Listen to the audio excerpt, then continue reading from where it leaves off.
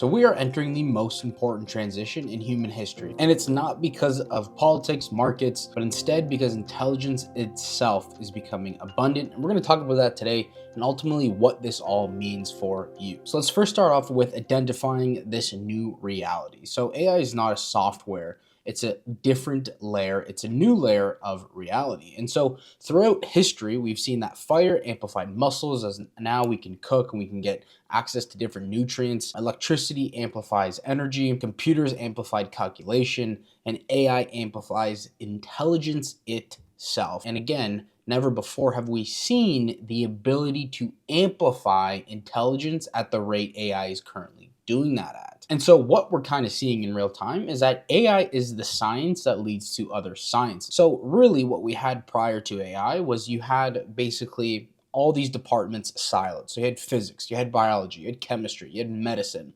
and they would all require tons of bandwidth, tons of capital, and tons of human resources to kind of accelerate their learnings. However, now what we're seeing is something very important. If we find breakthroughs with AI is going to help us with all the other departments. Now, what society is doing and what all these kind of frontier models are doing are they're devoting so much time to AI, because if we crack AI, it's going to lead to all the other sciences basically being cracked. And now we're figuring out tons of new things with the universe, physics, biology, medicine, and chemistry, thanks to us trying to understand AI and trying to use AI with all these other domains. And so it's important to note this is the first tool that improves itself. So previous tools needed humans to improve them, right? Again, no point in history have we seen something like this that basically has its own feedback loop that can really just start improving itself and become more efficient and more powerful. So AI improves faster than humans can supervise. And you can already see that in society if you are using any of these tools.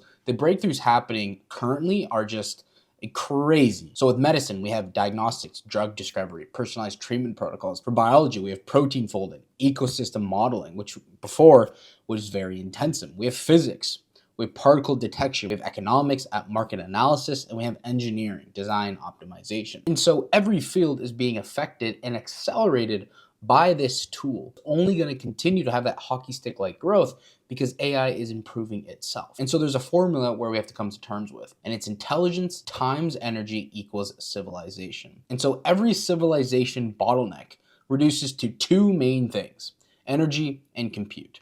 And so AI turns energy into decisions, predictions, and action. And abundance follows intelligence at scale. And so if you look throughout history, we lack two main things, which is intelligence and energy. And every time we increased intelligence and energy, we had a breakthrough, massive breakthrough, leaps and bounds. And now with AI, we have intelligence at scale and we have energy at scale. Yes, there's still a bit of a bottleneck, but those are being solved. And so we have energy, compute, intelligence, and progress. And that's kind of the loop that follows. And that determines how fast and where things are headed. And that leads us to our next point, which education is already broken. I mean, if we do have intelligence and energy at scale, the old education contract is collapsing. We can see that already with statistics because people are now realizing knowledge work is being commoditized because of AI. And this old education system is just not keeping up with the speed of AI. And so now you have to learn through maybe social media and you have to learn through specific communities. Credentials no longer guarantee career readiness. Again, we can see this with the stats in current society. Curriculums can't keep up and AI tutors are here. And so again, you're gonna have a very cheap tutor be able to teach you any domain out there because AI is going to do it all. So learning AI is better than memorizing facts. And that brings us to kind of two camps of people, where you have basically the fear camp, which people want to reject it. They want to run away from it, which makes a lot of sense. And then you have the people that are implementing it, trying it out, and understanding this new reality. And so why fear is the wrong reaction? Well, every major leap caused fear. If we look at the printing press, if we look at electricity, if we looked at the internet, AI doesn't remove meaning. And if you look at kind of the dot-com bubble, people were thinking that this whole internet thing will destroy everything. People had a lot of fear, and there's a lot of fear-mongering going on. And it's no different right now with AI. But I do think AI is a little different from any other bubble we've seen. And so the real risk is not participating, which is a very, very big risk. Inaction is still action. And so fear comes from not understanding the system. AI removes cognitive friction that limits how fast and how far we can think. The bottleneck shifts from our biological processing speed to the quality of questions we ask. So again, humans are kind of the bottleneck because if you don't have the proper input, you're not going to get the proper output. And like I've always said, AI is phenomenal at what it's doing. However, if you're going to come in there with some junk of a prompt, you're not going to get the best output. And so if your job is purely digital, AI can already do parts of it. And most work right now, according to Elon Musk, can be done by AI. And we can see that already with writing, analysis, code, and research. You can use Claude Code and you can create things that we couldn't even imagine a few years ago. All right, so companies that use AI will outperform those who don't just because you have intelligence and energy at scale. And we can see that with manual writing tasks and routine data entry. That was kind of the traditional approach where one would have to sit here kind of on a 9 to 5, manually implement numbers into maybe a spreadsheet. Now with AI, the AI augmented approach, we have automated drafting and AI assisted research, and that's only increasing day by day with like Claude Cowork coming out. Like I've said before, we are in the era of the death of knowledge work. And at this point, I mean, AI is becoming a basic literacy. Just like spreadsheets replace human calculators, just like search replaced memorization, AI replaces raw cognition labor.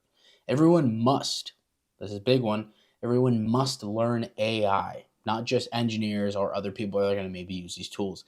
Everyone. AI is going to do more than LeBron James, Michael Jordan, Apple put together. All right, this is absolutely going to change history and the trajectory of human civilization because now one person plus AI can do a ton of work. And they do say soon we'll see kind of the $1 billion company with just one employee because AI compresses organizational scale. And so we can see there's many tasks. We have cognitive assistant, we have automated workflows, we have creative collaborator, and we have strategic analysis. So you're gonna have to wear many hats. Again, you're gonna be a manager of these roles because AI is just gonna do it for you.